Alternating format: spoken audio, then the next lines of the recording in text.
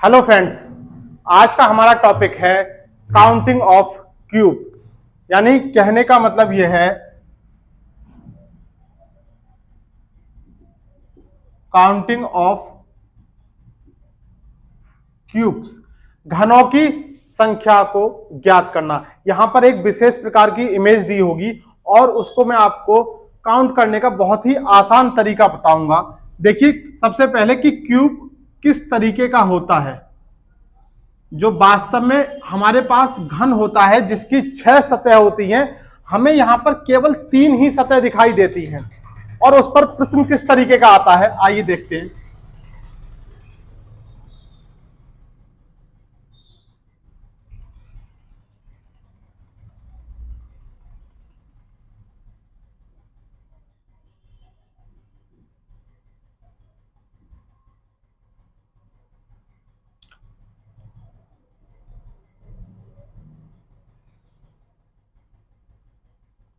आपसे यहां कहेगा कि बताइए घनों की संख्या कितनी है। तो यहां पर सबसे पहले एक विशेष बात याद रखनी होती है कि यहां पर हमें उन घनों को देखना होता है जो हमें दिखाई नहीं दे रहे होते हैं। जैसे यहां पे अगर हम दिखाई देने वाले घनों की हम बात करें तो हमें 1, 2 और 3। क्या वास्तव में यहां पर 3 घन है? तो देखिए, अगर यहां पर 3 घन है तो ये वाला जो घन है ये किस पर रुका हुआ है, किस पर टिका हुआ है। तो इन तरीके के प्रश्नों को करने का एक विशेष और बहुत ही आसान तरीका मैं आपको बता रहा हूं। आपको क्या करना है, आपको यहां पर नंबरिंग करनी है 1, 2। नंबरिंग करने के बाद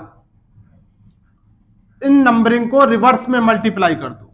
1, 2, तो यहां से 1 से और यहां 2 से, 2 एकन 2 और 2 एकन 2, यानी यहां पर कुल घनों की संख्या कितनी है? 4 है।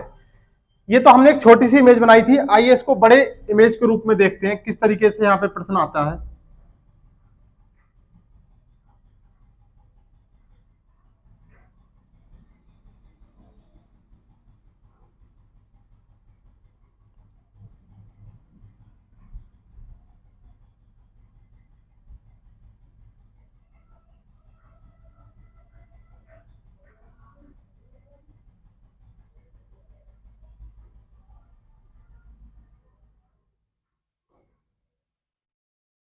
बहुत ही आसान तरीका है।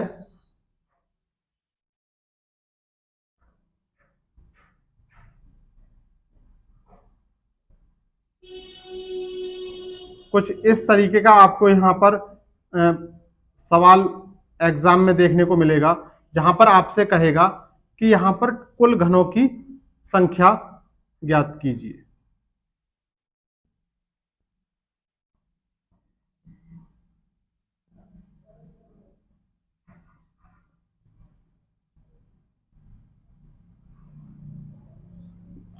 कुछ इस तरीके का आपका प्रश्न होगा और आपसे कहेगा कि यहां पर कुल घनों की संख्या ज्ञात कीजिए। तो आपको करना क्या है, यहां पर आपको नंबरिंग करनी है।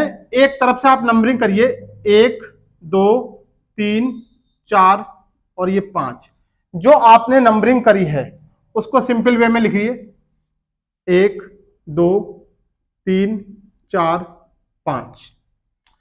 इनको नंबर रिवर्स करते हुए इनकी मल्टीप्लाई करिए, 5, 4, 3, 2, 1। 1 पंजे 5, 4 दूनी 8, 3 तिया 9, 4 दूनी 8 और 5 एकन 5। 8, 5, 13, 13, 26 और 9 35। यहां पर कुल कितने घन हैं? 35 घन हैं।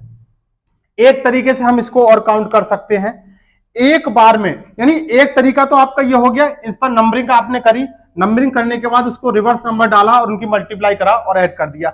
एक तरीका और है इसका, आप इसको एक बार में काउंट करते हुए चलिए, देखते हैं कैसे करेंगे। 1, 2, 3, 4, 5, 6, 7, 8, 9, 10, 11, 12, 13, 14, 15। एक बार में हमने काउंट किया कितना? 15। इसके बाद ये जो नीचे वाली लाइन है, नीचे वाले घनों की संख्या है, इसको छुपा के ऊपर के काउंट कीजिए। 1, 2, 3, 4, 5, 6, 7, 8, 9, 10। अब इन दो लाइनों को छुपाकर 1 2 3 4 5 6। अब इस वाली लाइन को छुपाकर 1 2 3, इसको छुपाकर, इसको छुपाया 1 2 3, इसको छुपाया 1, काउंट कर दीजिए 15 10 25, 25 और 10 35। कहने का मतलब यह है, आइए फिर से एक बार देखते हैं। सबसे पहले टोटल घनों को काउंट कीजिए 1 2 3 4 5 6 7 8 9 10 11 12 13 14 15। लास्ट वाले घनों की लाइन को छुपाया, फिर हमने काउंट किया 1 2 3 4 5 6 7 8 9 10। फिर हमने इन दो को छुपाया 1 2 3 4 5 6, फिर इसको छुपाया 1 2 3, फिर लास्ट वाले इसको छुपाया और 1। यानी आप चाहे इस तरीके से और चाहे इनको नंबरिंग डालकर इनके रिवर्स नंबर से मल्टीप्लाई करके आप घनों को काउंट कर सकते हैं।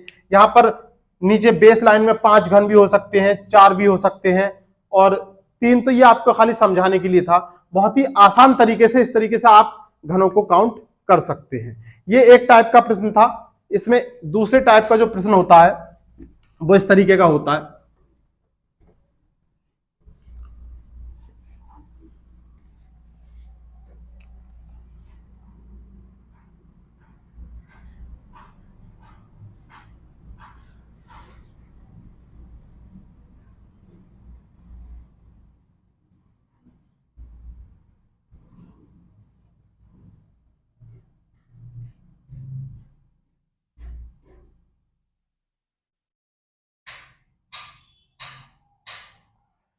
आपसे ये प्रश्न देगा, ये सेकंड टाइप का है, क्यूब गिनने वाला। आपसे यहां पर पूछेगा कि इस बड़े घन को अगर छोटे टुकड़ों में विभाजित कर दिया गया है तो यहां पर कुल छोटे छोटे कितने घन दिखाई दे रहे हैं।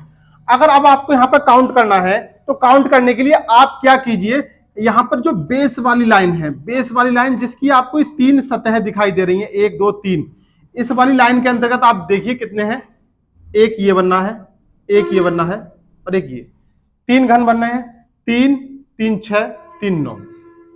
कहने का मतलब है यहां पर बाहर से अगर हम देख रहे हैं तो 9, इसके बाद इस तरीके से इस वाले बेस पर 9 और इस वाले बेस पर 9, इनको ऐड करा 9 3 27। यानी यहां पर घनों को गिनने के 2 टाइप के क्वेश्चन होते हैं। एक टाइप का एक के ऊपर एक और एक टाइप का घनों को छोटे छोटे टुकड़ों में काट कर। तो आशा करता हूं कि आपको यह तरीका पसंद आया होगा। आज के लिए बस इतना ही, धन्यवाद।